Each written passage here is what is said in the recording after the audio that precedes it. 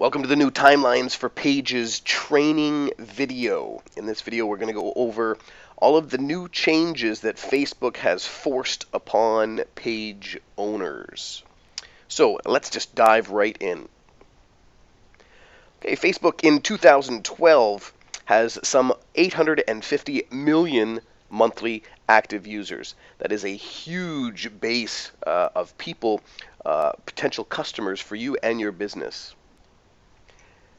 And of those 850 million, 483 of them are daily active users. See, these are people that log on to Facebook each and every day. And a large percentage of these people actually access Facebook through their mobile products. So these people are on the go and accessing Facebook with their smartphones and their iPads. And it is available in more than 70 languages around the world. So this is not just US based or North American based. It is absolutely 100% around the entire world. Facebook is huge and just getting bigger and bigger. Another interesting statistic is that the traffic that Facebook gets accounts for 95% of social networking time on the web. What does that mean exactly? That means that out of all of the time that people are spending on social network sites, 95% of that total time is spent on Facebook. It's because as opposed to sites like Twitter, where you just tweet and a quick 140 character sentence, Facebook people are spending an inordinate amount of time looking at other people's updates, their news feeds, looking at their videos, watching their photos. So Facebook people spend a lot of time inside of Facebook. It is not a quick in and out type of website. And that's only better and better and better for your business.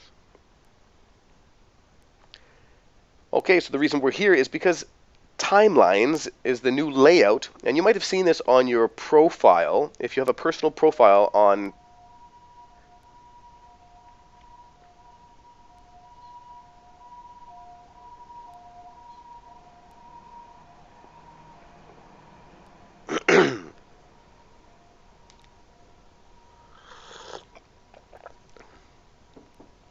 And the reason we're here is because of the new Timelines layout. So if you are familiar at all with Facebook and you have a profile, then you'll know what the new Timelines is. So Timelines is a brand new layout that Facebook has started to roll out across profiles first. And as of February 29th, they decided to test it out with Pages. So this changes a lot of things inside the Pages format. So there are some things that you can't do and some things that are new that you can do. And this is why we need to let businesses understand the differences that are taking place. And as of March 31st, then every page will be forced by Facebook to change over to this new timeline.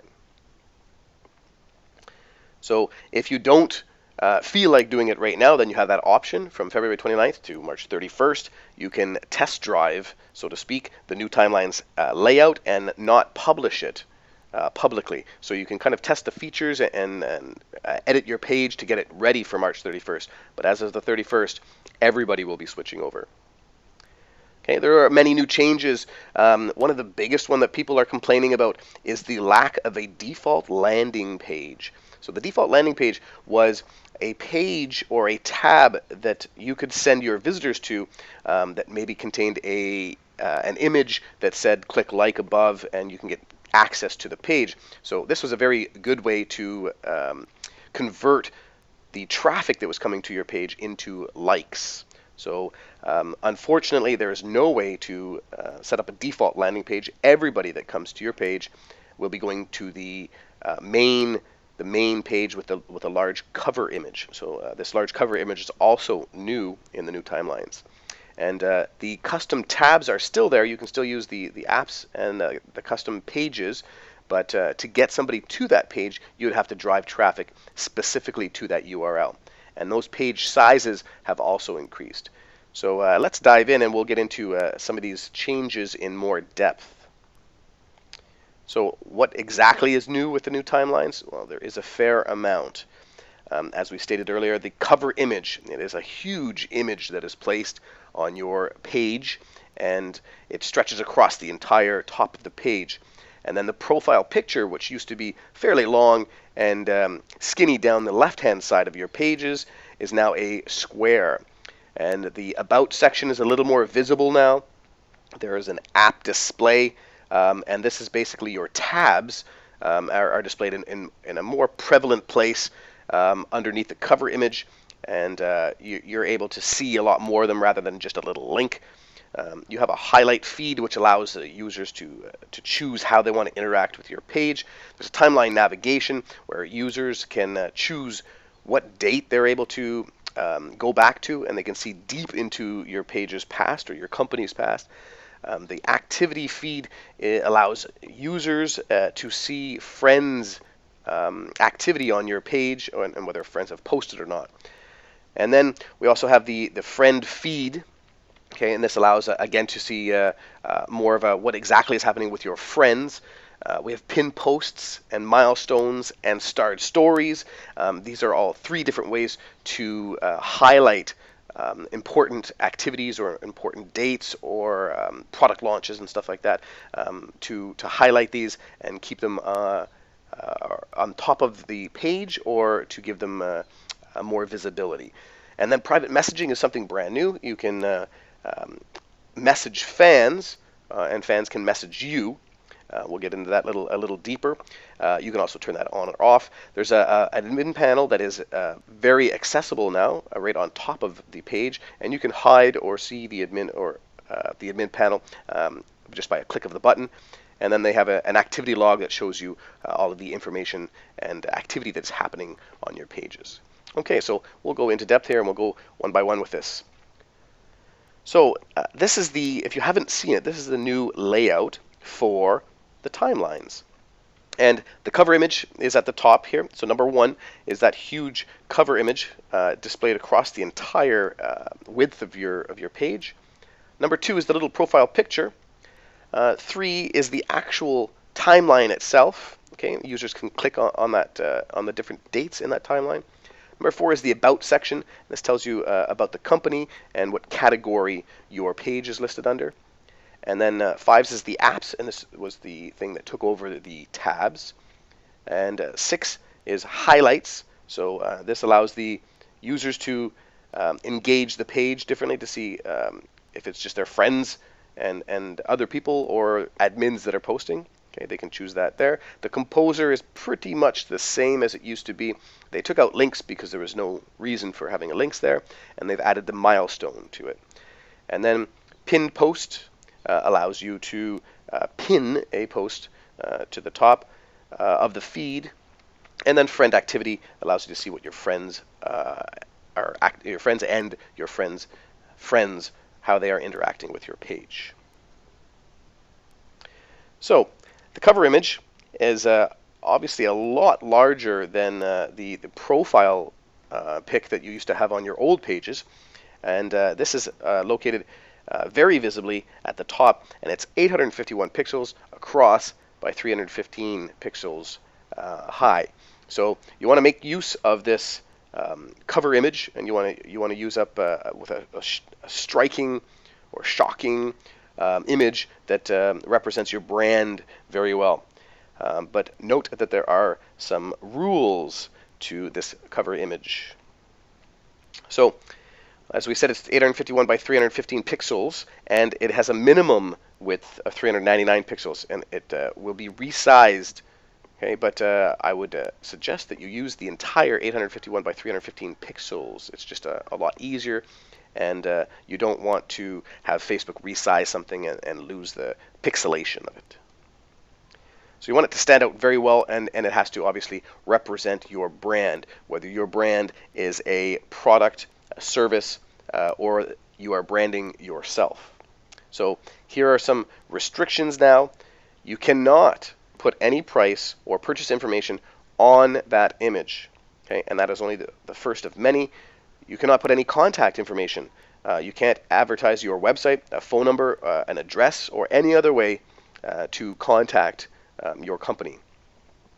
You cannot put like or share. So before, in maybe your welcome tab on your page, you might have had a click here to like us or share this with your friends, and you are unable to do that now. And there are no calls to action, like saying sign up now or join our newsletter or visit our site. Okay, so none of these are allowed. So basically, you are just limited to your brand name and the image itself. Okay, so a couple examples here. These are really well done images. So here you see Old Spice. Okay, it's very vibrant, the colors with the tiger in the background and the volcano. Okay, and then the bar of Old Spice coming out of the volcano. And also Red Bull has another one that's very well done. Okay, so again, very, very vibrant. The colors. And you can see their logo, so you're well aware of what it is, but again, they don't have any contact information on there other than just their logo and their name. Your profile picture is that little square in the lower left-hand corner, and here we see Nike Plus. So the size of this is 180 by 180 pixels, but it gets resized to 32 to 32 pixels on the bottom left-hand side of that cover image. And this is the thing that shows up next to your posts. When you post anywhere on Facebook or anywhere on the web, you will see this little square follow you. So you want to make sure that this represents your brand very well. Okay, and this can be by way of a logo, a product, the service that you offer, or a headshot of yourself if you are the brand of the site, or a spokesperson that you have that represents your site. So a headshot is ideal if it is you. If you are branding yourself, then a headshot, a professional headshot, is ideal for this little profile picture. Okay, and as we'll see in a minute, you can creatively combine this with your cover image.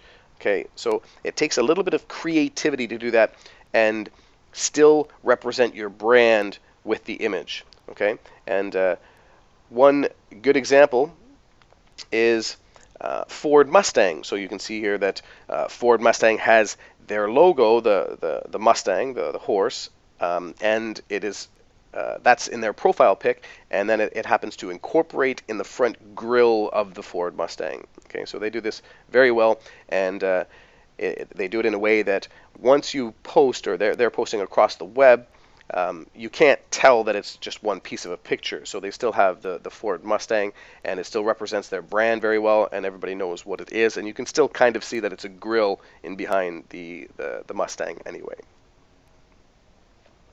Okay, the About section is 155 characters in length, so you don't have a lot of room here, and you have to make use of that room. And you might want to include a URL. So your website address, or maybe you have an opt-in form somewhere, then you want to include the URL here. And to make it clickable, you have to make sure that you include the HTTP as a prefix to your www. Okay, so make sure that you include the HTTP in the beginning, and that will make the actual URL clickable. And if the URL is too long, so if you have a very long website address, and then you are trying to direct somebody directly to a page, well, since you only have 155 characters, then you'll want to shorten that down. And you can use a lot of different link shortening services, and one of those is Bitly. Okay, so you can just go to bitly.com or bit.ly, and it will redirect there, and you can use their service, and then you can even customize the back end of it. So it would be bitly.com/your product, for example, and they also track how many clicks you get on that. Okay, it should describe your company in this section and what you do. And again, it is kind of like Twitter, where you have a very small area to work with, few characters, so make it stand out and make it represent your company and or your products or service, and it should describe what it is exactly that your company does. So here's a little example of what the box looks like. So this is Old Spices, and they are in the health and beauty category, and you would choose that when you create your page. And it says Old Spice has 74 years of experience helping guys improve their man smells with deodorant, body wash, antiperspirant, and fragrances. So this is basically saying, we know man smells, and we know how to get rid of man smells. For 74 years we've been doing this. So the entire box itself is automatically clickable and linked back to your information page. Okay? But if you put a URL at the beginning, then that separately will go to whatever the URL is. So the URL inside the About box is clickable, and then the entire About box is clickable.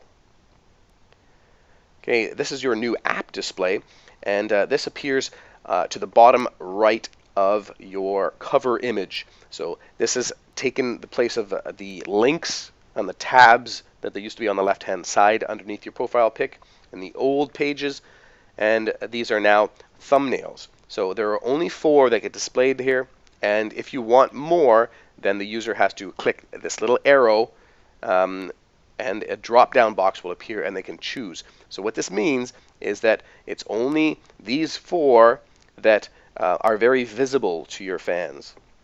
And as we'll see in a second, the first one, photos, cannot be changed. So that means that really you only have 3. And this one shows likes, but it is not important to put likes there because you can see it elsewhere on the page, and it takes up some of the prime real estate right there. So I would suggest that you do not use likes here, that you have some other custom apps which you are able to change and customize this thumbnail.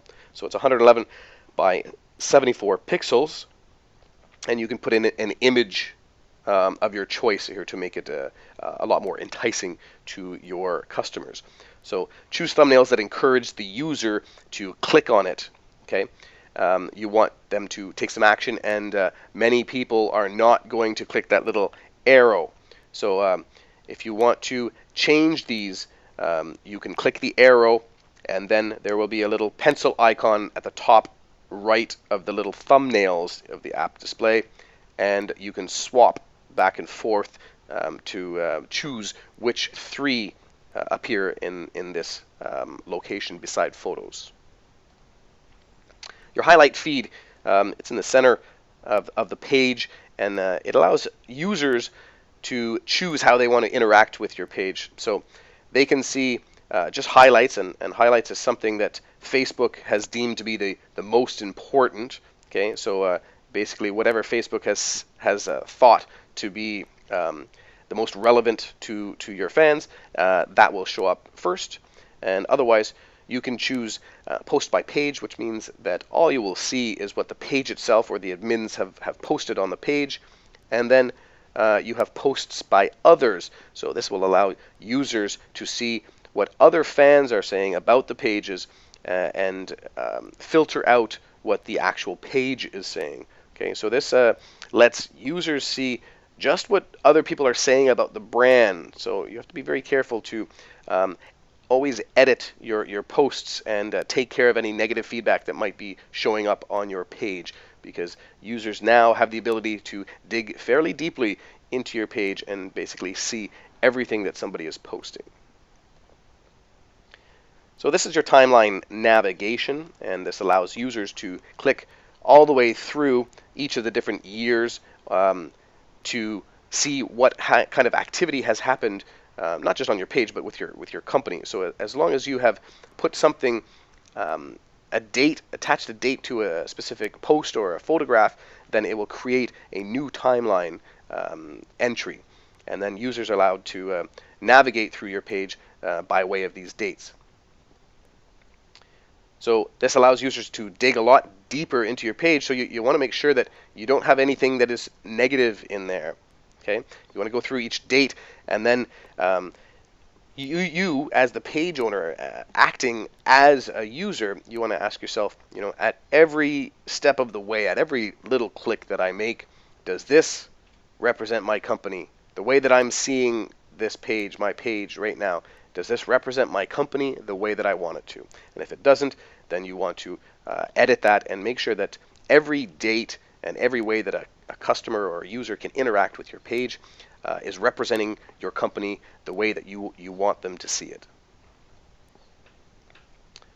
Okay, at the end of every month in the timeline, there is a statistic box, and that this box has different statistics, which include things like how many people like your page, how many likes the page has liked. So you acting as your page, if you have liked, in this example, 16 different pages, other pages, then it will say plus 16 here. And then it also tells you who is talking about your page. And people talking about your page is the people that are engaging somehow with your page. Okay, and this can be by sharing, by commenting, by liking.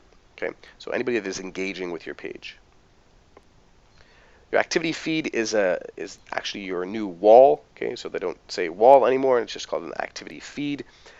And as we've mentioned before, Facebook has an algorithm called EdgeRank, and it's EdgeRank that decides what is to be displayed when you choose the default highlights. So when highlights is chosen, then Facebook is automatically choosing which stories are going to appear to the users there.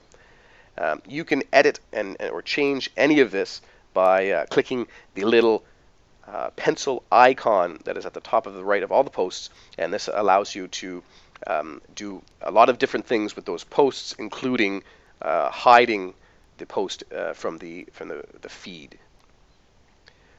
You're also able to disable posting if certain fans start getting a little ornery and maybe a negative on your page. Then you can disable the ability for that fan to post on your page. So you can do that for individual fans if anybody starts spamming you. Pinning posts. Okay, pin a post. It allows you to keep an important post at the top of your activity feed for a duration of 7 days. So you want to use this to highlight very important posts. So maybe you have a really good story or feedback from a customer or something, and you want other customers to see that, so you might go ahead and pin that post. And you want to use this for things like important updates or contests or announcements. Okay, so if you release a new product, then you might want to pin a post and let people know that you have released a new product. And if you do something like a picture, then you can add links, okay, and additional info in the description. So when people click over, then they will be given the opportunity to click the link that is clickable in the description box, and that will take them away from Facebook and to your site or an opt-in form or a page on your site with the new product. Okay, and you can pin the post by clicking again the edit icon, which is the pencil icon that is located at the top right of the posts. So one of those options, once you click that pencil, will be to pin the post. Friend feed. Okay, so your friend feed is highlighting your friends' interaction and your friends' interaction with the page. Okay, this can be turned on and off, and it shows interaction from the entire social circle of your friends or your fans and their friends. So anytime that they have mentioned something about your page or they have commented on your page, then that information will show up here. So this obviously works well to increase social proof.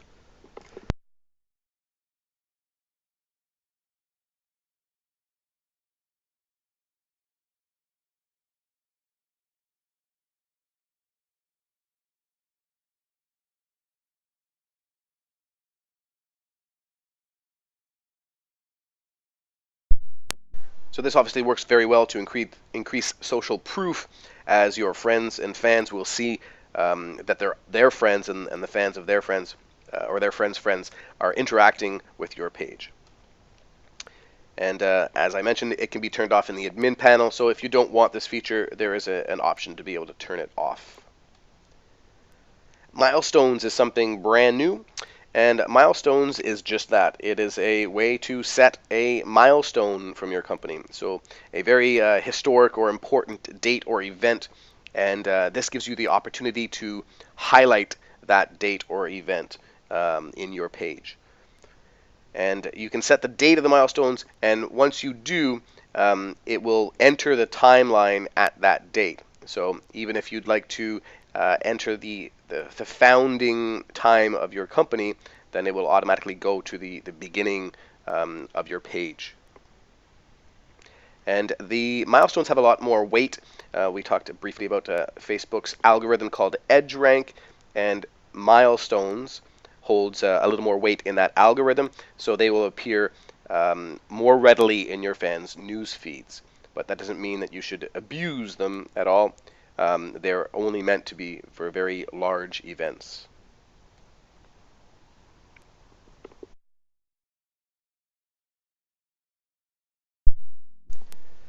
You can use these for things like a new store opening, a new product launch. Obviously, when you founded your company, maybe if you started a new branch, if you have a subsidiary, if you entered another country.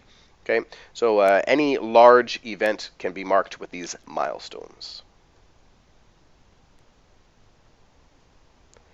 Okay, starred stories is another way that you can mark a post or a picture or a video and kind of highlight it, but it is a smaller version of milestone. So if milestone was maybe the founding of your company, then starred stories, since they stand out larger than the other stories, because they spread across the entire width of your page, then they can be for things that are smaller, such as maybe a new employee of the month, maybe a little promotion that you're running at your store, okay?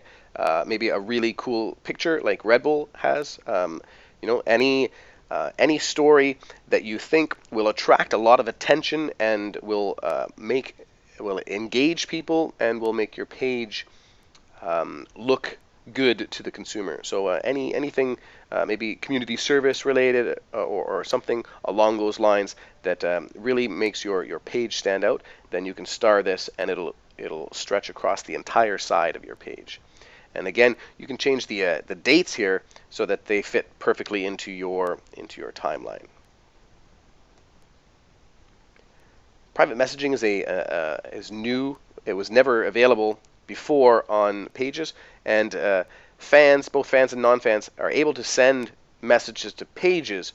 So you want to consider carefully if you want to allow this or not, because if you have 1 million likes, then you might be getting 1 million messages, and there's absolutely no way for you to keep up with that. So this is good for smaller pages that are trying to connect with their fans and interact with them and to develop a relationship. So larger brands might want to turn this off, and that can be done in the admin panel in the back end. And pages are not able to use this to initiate a conversation. They can only respond to somebody that is sending them a message. So when somebody sends and initiates that conversation, then as a page, you are able to send back 2 messages to them. So it is not used to sell something to somebody, but it is used to build the relationship. Okay. And you with this like and trust, and then you can kind of work with that person to get them into your sales funnel or to promote your products to them at that point. But again, do not blast out a sales message when somebody contacts you. Okay, it should not be a canned message. It should be a very personal message to your customers. This is your admin panel. So this can be hidden, or it can show up at the top of your page above your cover image. So you can see this. And it's a very quick way to see any type of activity that is happening on your page. So it shows things like notifications and likes and insights and messages. So you're able to get quick access to any of these and kind of see an overview of what's happening on your page without having to kind of leave the main page as you had to before in the older pages.